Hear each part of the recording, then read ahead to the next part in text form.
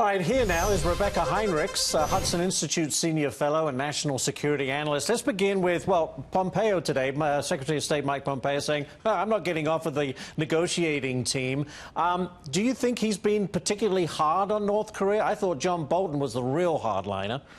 Well, what's important is that Secretary Pompeo is accurately reflecting President Trump's position, which all the indicators suggest that he is. You know, North Korea continues to do this. They keep trying to peel off President Trump's advisors away from President Trump because they seem to think that they can get a better deal, a sweetheart deal, by just negotiating with Trump and by putting it in the mind of Trump, perhaps, that his advisors are not serving him well. And so they did that with Pompeo. They did it with Pompeo now, but they did it with Bolton ahead of the Singapore summit. So President Trump is right to keep Pompeo and keep Bolton in place and keep this particular diplomatic team in place because it shows a united front. And the fact that President Trump is the one that walked away from this deal in Hanoi. It wasn't Secretary Pompeo. It was President Trump himself. Exactly. And of course, as Rich Edson said, look, we've had some missile testing, not ballistic missiles, but nevertheless testing of missiles. Now Kim Jong-un is off to the Kremlin to meet with Putin for the very first time. To me, this is a little desperate, kind of poking the U.S. and saying, remember me?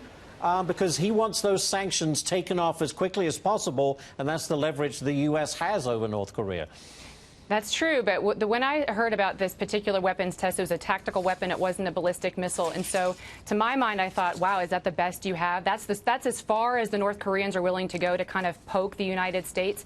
To me, that signals that the United States is still in a really strong position and has North Korea very contained in regard to actually missile testing, which President Trump has drawn a line on that particular issue.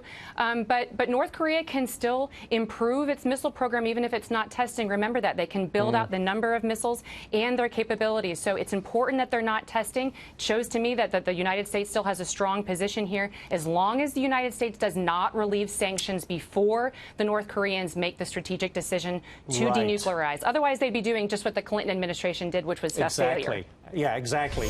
As you were. While you have you here, I want to get your take on this. Russia pushing back on the Mueller report. The Kremlin says, hey, it doesn't contain a single piece of evidence that Russia interfered in the 2016 U.S. election campaign. It's almost laughable. Rebeccah, your reaction?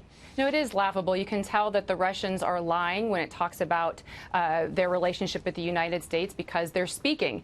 The Russians have they interfered in our election. President Trump in the past has said that he wasn't sure if they did or that he was going to believe Putin, but then he walked that back, and now President Trump has said he understands that the Russians did interfere in the election. Our intelligence community says they did. The Mueller report supports that as well.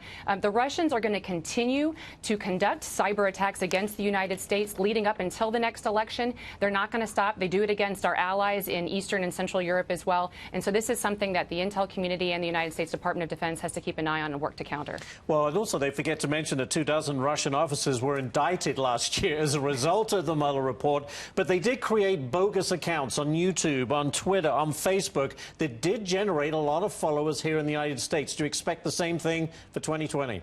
Well, they're going to continue to do that and more. They're constantly looking for opportunities to exploit the United States, to divide Americans further, to inflame the divisions that exist between races. And so one of the best things, I know it's very difficult because you're talking to an entire electorate, but don't let them do that. Don't be a Russian pawn. Don't turn against your neighbor. Don't do it online, because that's what the Russians are going to continue to do to weaken the United States, because they continue to counter the United States all across the globe, but they're going to use cyber attacks to do that as well. They are indeed. Rebeccah Heinrichs. Rebeccah, thanks so much for joining us. Thank you.